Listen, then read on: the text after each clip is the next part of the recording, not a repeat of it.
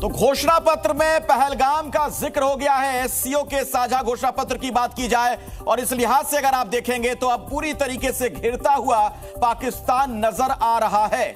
आपको पता है जिस तरीके का स्टैंड लिया था पाकिस्तान ने, अब पाकिस्तान को मुंह की खानी पड़ी है। एक ही कार में प्रधानमंत्री मोदी और पुतिन नजर आए। एक और बड़ी खबर आपको बता दें, एक बड़ा अपडेट और आपको बता दें। आप देख रहे हैं किस तरीके से हर मोर्चे पर प्रधानमंत्री वहां लीड लेते हुए नजर आ रहे हैं। एक ही कार में दोनों वहां से निकले, प्रधानमंत्री मोदी भी और व्लादिमीर पुतिन भी। तो दोस्ती की एक नई इबारत भारत और रूस के बीच यहां पर लिखी गई है। हालांकि दोनों पुराने दोस्त और आजमाए हुए दोस्त हैं और एक बार फिर से आप देख रहे हैं ये दोस्ती किस तरीके से परवान चढ़ती हुई नजर आ रही है। एक ही कार में प्रधानमंत्री मोदी और पुतिन एक ही कार से बैठक के लिए रवाना हुए। द्विपक्षीय बैठक के लिए एक कार से गए हैं दोनों। तियानजिन में प्रधानमंत्री मोदी और पुतिन की बैठक से जुड़ा यह बड़ा अपडेट आपको दे दें। ये तस्वीरें आपके सामने किस तरीके से एक ही कार में बैठकर दोनों राष्ट्राध्यक्ष निकले वहां से। और इस बीच जो खबर थोड़ी देर पहले मैं आपको बता रहा था, एससीओ से पाकिस्तान को बड़ा झटका लगा है। एससीओ घोषणा पत्र में पहलगाम का जिक्र हुआ है। सभी देशों ने पहलगाम हमले की निंदा की। पहलगाम के गुनहगारों को सजा मिले, यह एससीओ में कहा गया। पीड़ित परिवारों को इंसाफ मिले, यह बात भी कही गई है। एससीओ घोषणा पत्र में पहलगाम का जिक्र किया गया है। तो संयुक्त तौर पर जो घोषणा पत्र जारी किया गया उसमें पहलगाम हमले की निंदा की गई है।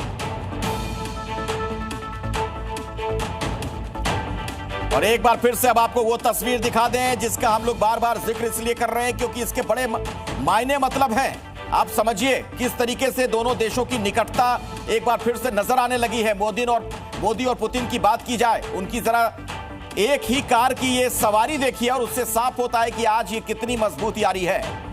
मोदी पुतिन की यारी, एक कार से सवारी, दोनों बैठक के लिए रवाना हुए। बायलैटरल टॉक्स, द्विपक्षीय वार्ता, और उसके लिए दोनों राष्ट्राध्यक्ष अपनी अपनी गाड़ी में नहीं गए बल्कि एक ही कार में दोनों बैठ गए। और इसी से दोनों राष्ट्राध्यक्षों की जो निकटता है, जो उनके बीच के प्रगाढ़ संबंध है, उसका अंदाजा आप लगा सकते हैं। एक ऐसे वक्त में जबकि आप देख रहे हैं अमेरिका की तरफ से दबाव डाला जा रहा है टैरिफ को लेकर, ऐसा लग रहा है कि युद्ध की स्थिति और टैरिफ वॉर के हालात हैं। ऐसे में एक और जो बड़ी महाशक्ति है दुनिया की, रूस, उसके साथ भारत बिल्कुल अब निकटता दिखाता हुआ। अमेरिका को संदेश, दादागिरी ठीक नहीं है। और प्रधानमंत्री मोदी ने दुनिया को संदेश दिया कि सीमा पर शांति के लिए प्रयास किया जाए। पहलगाम हमला मानवता पर प्रहार, युद्ध के लिए रूस नहीं जिम्मेदार, यह पुतिन का कहना। और अमेरिका को संदेश दिया है चीन के राष्ट्रपति ने, व्यापार में एकाधिकार ना हो।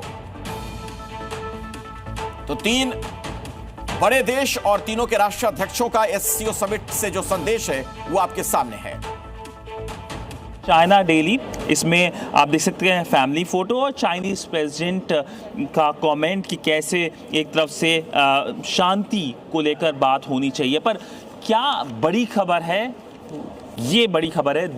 दूसरी जो बड़ी खबर यहाँ पर है कि प्रधानमंत्री नरेंद्र मोदी और चीन के राष्ट्रपति के बीच जो बायलैटरल हुई है और इसमें जिक्र करा गया है कि कैसे जो लीडर्स हैं दो बड़े देशों के, जिनकी पॉपुलेशन काफ़ी बड़ी है, उनकी मुलाकात हुई। मैं आपको बता दूं कि पहले पन्ने में ये खबर होना जब इस जगह, इस शहर में करीब 20 बड़े नेता हैं, वो दिखाता है कि कैसे एक तरफ से बड़ा फोकस चीन और भारत पर है, एक तरफ से रीसेट आ रहा है रिश्तों के अंदर, और दोनों जो देश हैं आप फोकस कर रहे हैं कि कैसे एक तरफ से डायरेक्ट फ्लाइट शुरू हो सके। उसको लेके हमने प्रधानमंत्री का कल वक्तव्य भी देखा।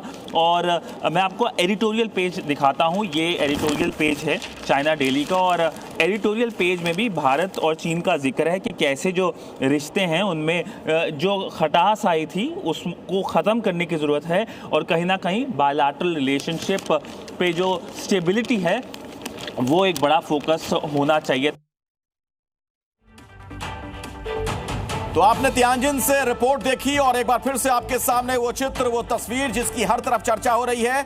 आप देख रहे हैं इस तस्वीर में रूस के राष्ट्रपति, भारत के प्रधानमंत्री एक ही कार में सवार होकर उस जगह के लिए निकले जहां पर इन दोनों की बैठक हो रही है।